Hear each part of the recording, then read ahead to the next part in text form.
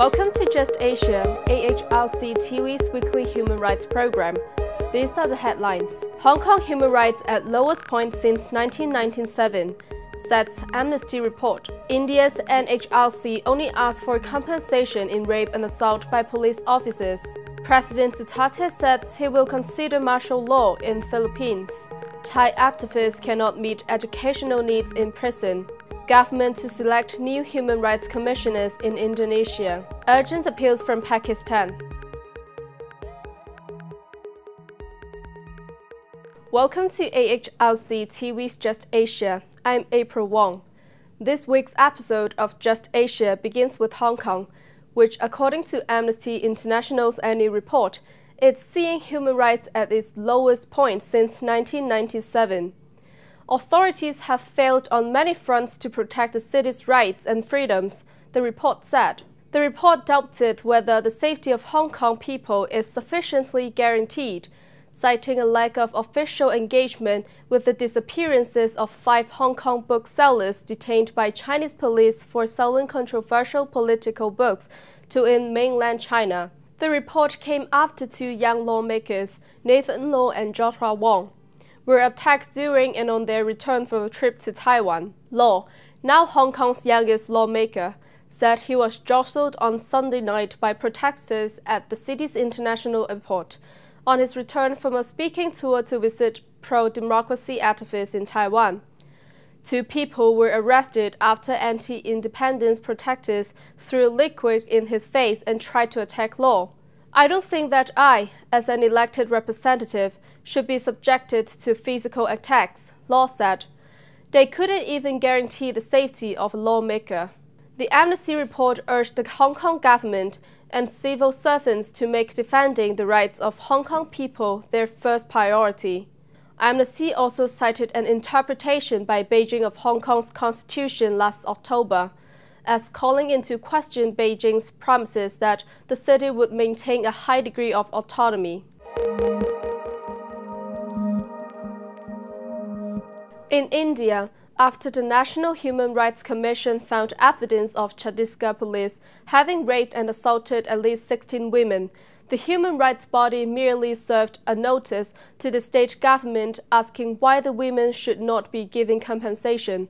The NHRC has not sought suspension of the accused police or the establishment of an independent body to investigate the matter. With the same police whose personnel are accused of committing the crimes investigating the cases, it is highly unlikely that the victims will get any justice. Financial compensation may be the only light for these women. Apart from this dysfunctional Indian justice system, even bodies such as the National Human Rights Commission are unable to offer much to victims of violations. Moving to the Philippines, President Duterte has said he would consider martial law if needed to prevent the country from becoming a narco-state. Although over 6,000 persons have been killed in the president drugs war, there are no signs of the violence abating. Martial law would allow the military to detain persons at length. According to the Philippines Constitution, a president can declare martial law for only 60 days, only to stop an invasion or a rebellion. Parliament can revoke the measure within 48 hours, while the Supreme Court can review its legality. Mr. Duterte, however, said the 60-day limit would be gone. If I have to declare martial law, I will declare it, he said. I will declare martial law to preserve my nation. Martial law was last imposed in the Philippines in 1972 under Ferdinand Marcos and lifted in 1981. President Duterte had earlier remarked, however, that martial law was nonsense and had not improved people's lives in the past. In Thailand, student activist Chhattisgarh Patharaksa, popularly known as Pai, is unable to meet his educational needs while in prison on last major charges. After the Supreme Court dismissed Pai's motion for bail revocation, the court further ordered Pai to remain in custody for a 4th term of 9th to 20th January 2017, and denied him bail, ruling that there is no reason to change the order of the Court of Appeal, Region 4, motion dismissed. However, Pai has to sit for a mandatory exam to complete his bachelor's degree on 17 to 18 January. As the Khon Kaen Central Prison refused to allow Pai to sit the exam outside the prison without a court order, on January 16, Pai's lawyer asked the court to allow Mr. Duterte to take a mandatory exam at the Khon Kaen University. The court dismissed the motion, stating that the court had not granted bail for the alleged defender. Therefore, he should discuss with the Khon Kaen Central Prison rather than submit the motion to the court.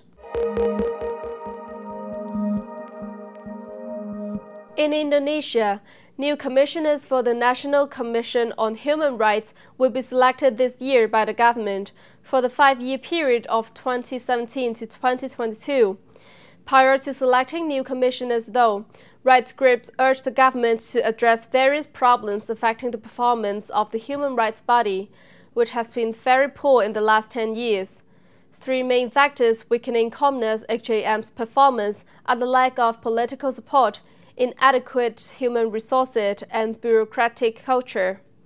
Regarding the lack of political support, the government gives no orders to perpetrators of violations, including military and police officials, to obey any summons or investigation process from NHRC.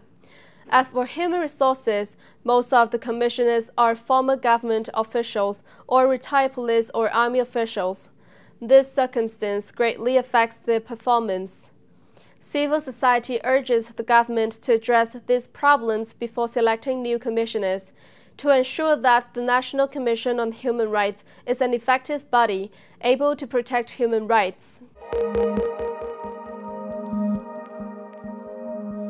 Finally, the Urgent Appeals Weekly features 2 cases from Pakistan of missing bloggers and rights defenders. In the first week of January, information was received regarding the enforced disappearance of 4 human rights defenders from different cities.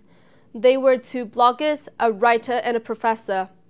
All 4 were proactive on social media against state atrocities on the issues of disappearances and human rights violations in Balochistan. In the second case, a few days later, information was received regarding the disappearance of 2 more persons, a lawyer from Sindh province and a blogger from Islamabad.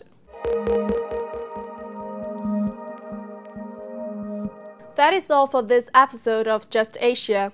For more on this and other issues, please visit www.humanrights.asia or www.alrc.asia/justasia. Thank you for watching and see you next week.